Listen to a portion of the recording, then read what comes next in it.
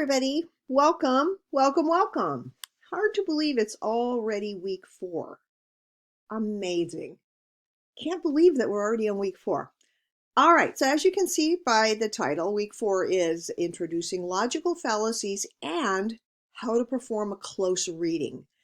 I'm having to put these two components together to get everything done in the quarter and to keep the rest of the course from becoming too compacted. So when we get down to doing a lot of research, looking for articles, I won't be having all of these tons of quizzes and this and that and the other, because once we turn the corner after the definition essay, which is coming up next week, we'll be turning the corner into really heavy emphasis on the research paper, which means I won't be supplying the information as much as you will be finding the information. All right, but let's talk about week 4 and what the expectations are. So the first probably half of the class, if not more of the week, will be spent on logical fallacies, formal and informal logical fallacies.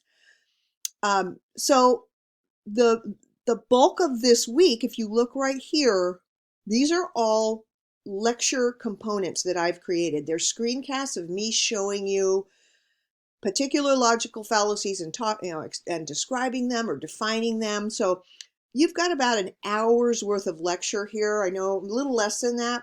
They're in about 14-15-minute chunks. I don't know about you. I used to think, oh yeah, 14 minutes. And I go, oh my gosh, it's 14 minutes long. How am I ever going to sit down and watch that?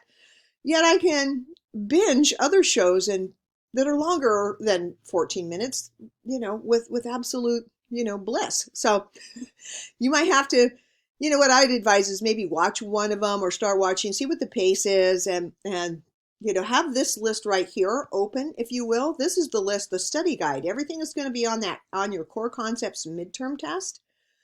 If it's not on this list, it will not be on the test. Okay.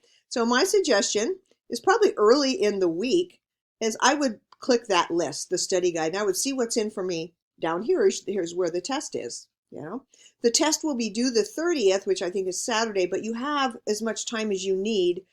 It's one of those, once you click it, you need to take the test. But all of these, there's a quiz that goes with confirmation bias, a real short quiz, just to make sure you're kind of checking in, staying up with things.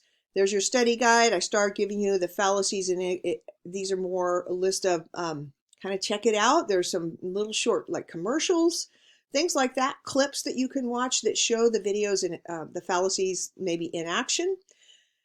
Again, my lectures here, and then the test itself. Remember, the test is worth, I think if I remember the money part, not the money, the point part, it's worth 15% of your grade. It's a 100-point test. It has 20 questions on it. All of the questions, if they aren't on this study guide, they will not be on this test. So if I were you, I'd take the study guide and kind of check off the things I already know. If you already know that you could find either the definition of, say, ethos or pathos, you probably don't need to study that. Okay, you can either identify the definition or the use of it in action. Okay, then as we kind of round the hump day, Wednesday, I want to turn the corner a little bit. Obviously, you may or may not have taken this core concepts test. That's okay. We're going to keep moving on. You have until Saturday to take it. I want you to start, we're going to read another set of articles looking for particular things. First of all, to how to read closely, how to perform a close reading, which is also alternatively known as how to decode an article. So how do you read closely, and then what does that mean? How do I decode it? I also want you to, some of these assignments this is a straight up discussion. This is a straight up discussion that's a homework. Okay, so notice it says homework, although it is a discussion. So we've got basically 3 articles we're going to read in the latter half of the week. One is called, Has Waiting for Things Become the Ultimate Luxury? The other one I think is called, if I remember, We Aren't Supposed to Wait This Long or something. And then a third article, We Aren't Built to Live in the Moment. So I wanted to collide 3 articles that have to do with waiting or our relationship with time and then see kind of what we can do when we kind of collide three of these articles, none of which are super long, but all of which are really interesting and pithy. Okay, so you've got your working orders here. There's a lot going on this week, and a lot of it, you're on your own. I hate to sound like that. Um, you've been on your own. Gosh, you guys are like so on your own with online learning. I still feel like, hey, how am I controlling things? I realize what a control freak I am because of online learning. So I guess what I'm saying is you'll be on your own, self-taught in a way the first part of the week because you're going to be engaging in a lot of lectures that I've created for you. So we'll probably come together, on these readings. We'll be able to kind of be more singularly focused. But nonetheless, this is a great week. There's plenty of things that you can lean into.